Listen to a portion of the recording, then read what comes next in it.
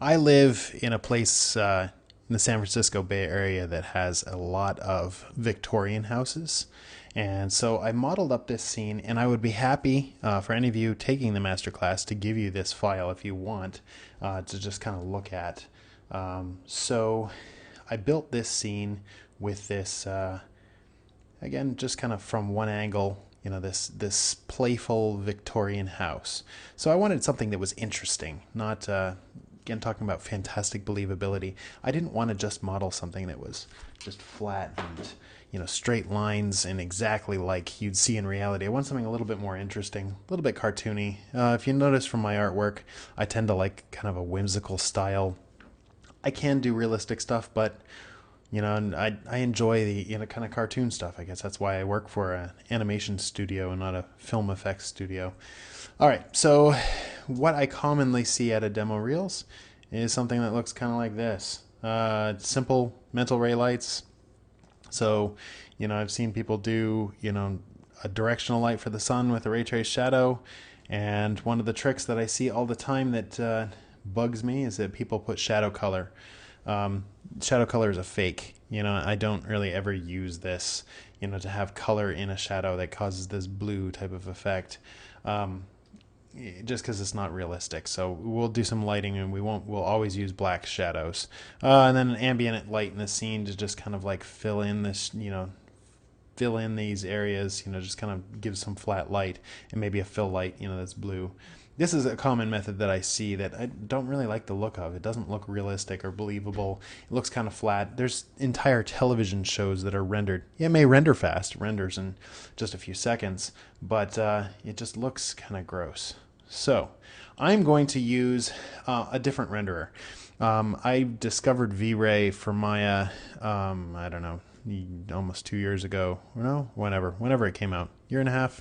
I can't remember.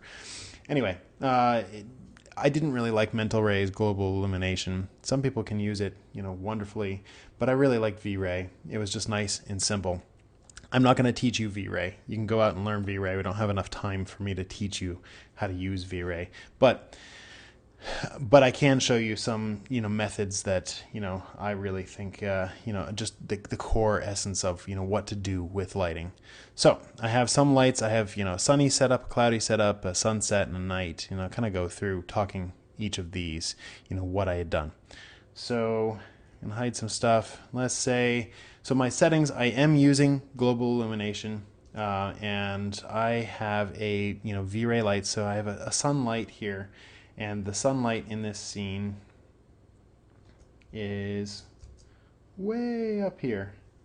So it's a sphere light. What I've done with the sphere light is I've told it to, I hate when that happens, that this light has no decay.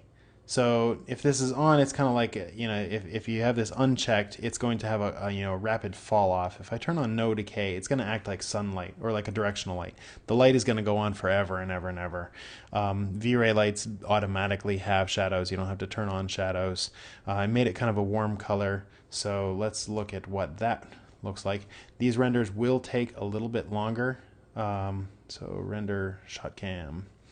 It will take a little bit longer than Mental Ray for sure, because it's actually calculating all those all that bounce light for you. I have the settings set up here pretty simple. So I just put kind of a white shader onto everything just so that we could kind of really focus in on what is the light doing. So, but still, rendered in 11 seconds. So sunlight coming in, it's definitely way too dark in this, in the background. But you get all this beautiful interaction of bounce light that you didn't have to control, you didn't have to place by hand. It works on a kind of a smaller level, so it's very accurate. You lose some control, but, in the end, it looks pretty good. So sunlight, I can do a fill light. And this, I did a create lights.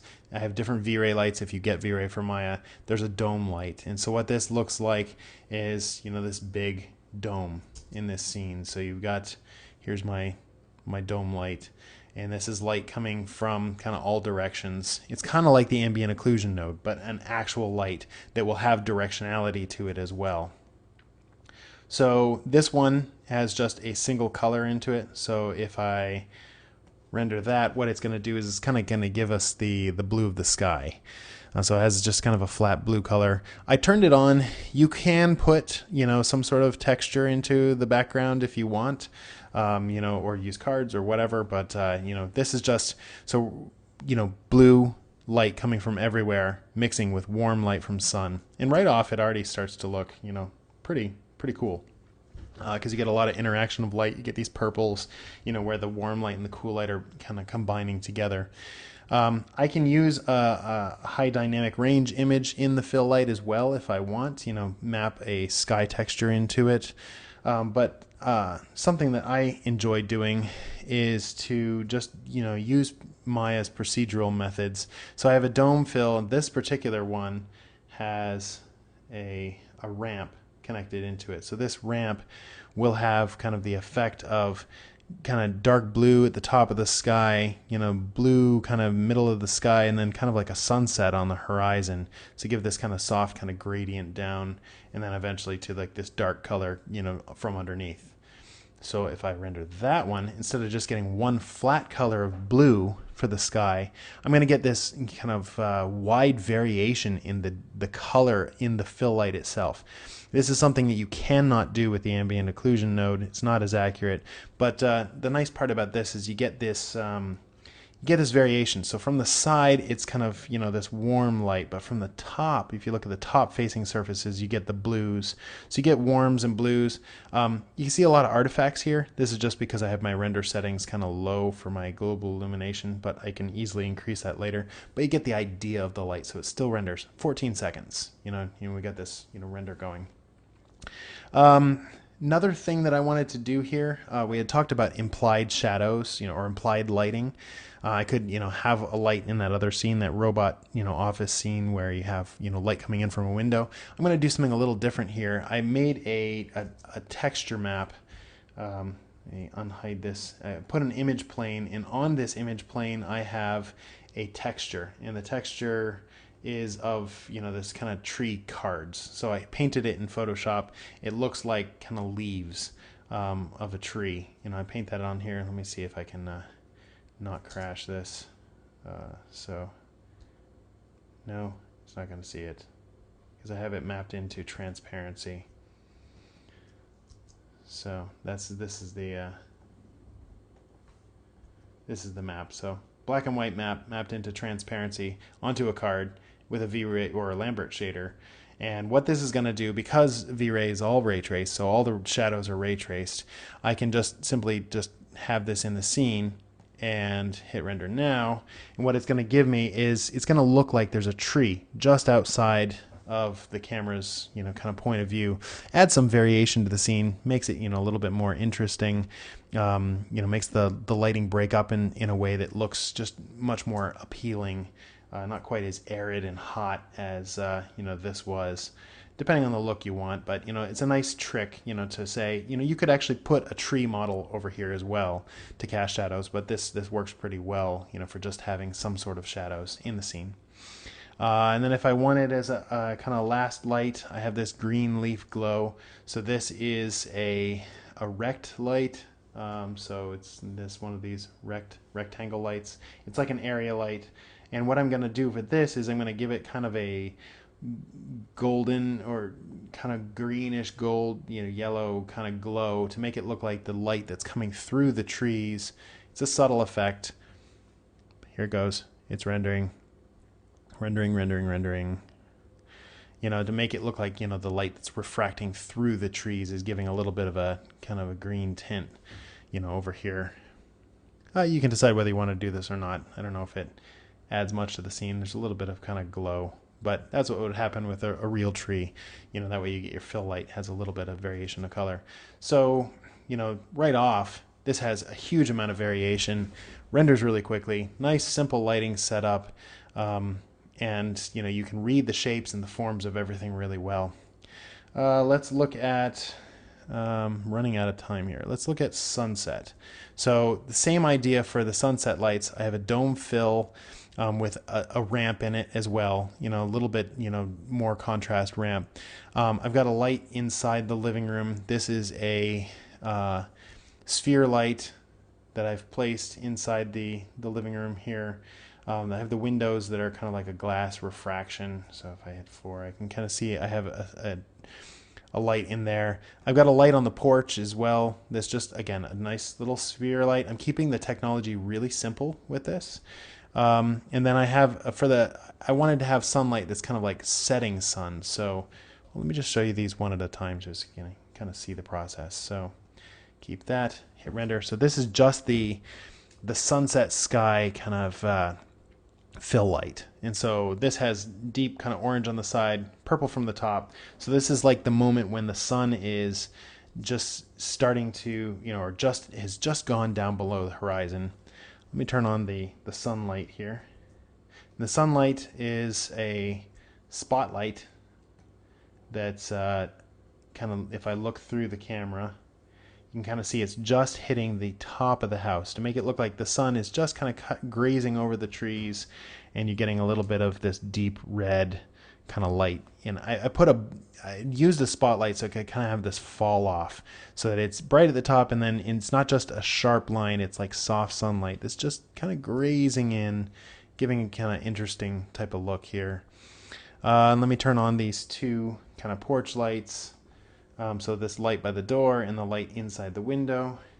And this will give a little bit more of that kind of sun is just set, evening type of feel to the scene. Again, V-Ray is amazingly fast for the complex lighting that it's doing. I used to kind of, look poorly upon global illumination because too many people tended to rely upon it for the technology, and they would use it as their artist. They would say that that's the art, and they would just push buttons, and a lot of times they would still forget the essences of good solid lighting, of 3-point lighting, and of good composition, kind of building things into a scene. But I found the more that I used it is that there's a lot of technical problems that I have with the kind of the old school method of hand placing bounce lights that just somewhat disappear with global illumination. A lot of people are surprised to find out that at Pixar we've never used global illumination. Even to now, the film that I'm working on now, we're not using global illumination at all. That will probably change in the future, but we're just using that old school method of hand placed bounce lights. We have pretty complex tools too. But anyway, little rabbit trail there. So this is kind of a sunset type setup compared to our daylight setup. So daylight, sunset. Let's do another one. I got a nighttime setup here. And so what I've done for the night is I have the same, I've got the porch light. I'll just start with a sky dome on this one. Same type of thing, a bit darker, a bit cooler to make it feel like it's kind of middle of the night. So this is just a dome light that's a little bit less saturated, make it feel more like it's kind of cold, middle of the night. Then I put the porch light and the living room light in here. Turn those guys back on. Oops, I forgot to turn on the porch light. Anyway, here's the living room light by itself with the nighttime setup.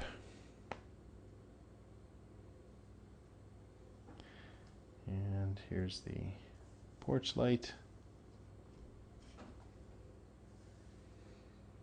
You can see how quickly this all kind of goes. And there's a lot of tech that I'm not talking about right now, just because there's so much to cover. Feel free to ask me questions since this is a masterclass. I do plan on making a DVD out of this. It's going to be much longer and cover a lot more detail into these kind of setups. So look for that, in the next 6 months or so. Then I have a moonlight, and then this is the same kind of technology for like what I did the sun and the sunny. So I've got a sphere light with no decay kind of way up here, and I've moved it a little bit around so that it's kind of lighting from a different side to kind of show you can have a different key position. You can infinite choices of what you can do, but get a nice kind of look with kind of a different setup. So this has make it look like the moon that's off screen. A little bit brighter than the fill light.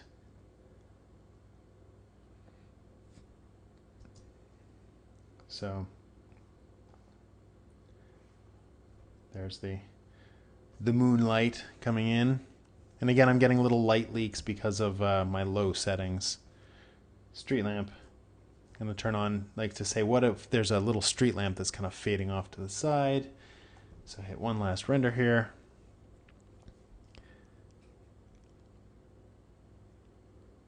Here we go.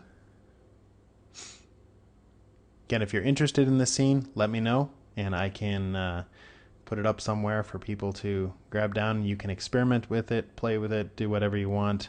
I could leave the V-Ray lights in there if you have V-Ray for Maya, or I could send you just a generic geometry version that you could play with the mental ray method with this same setup.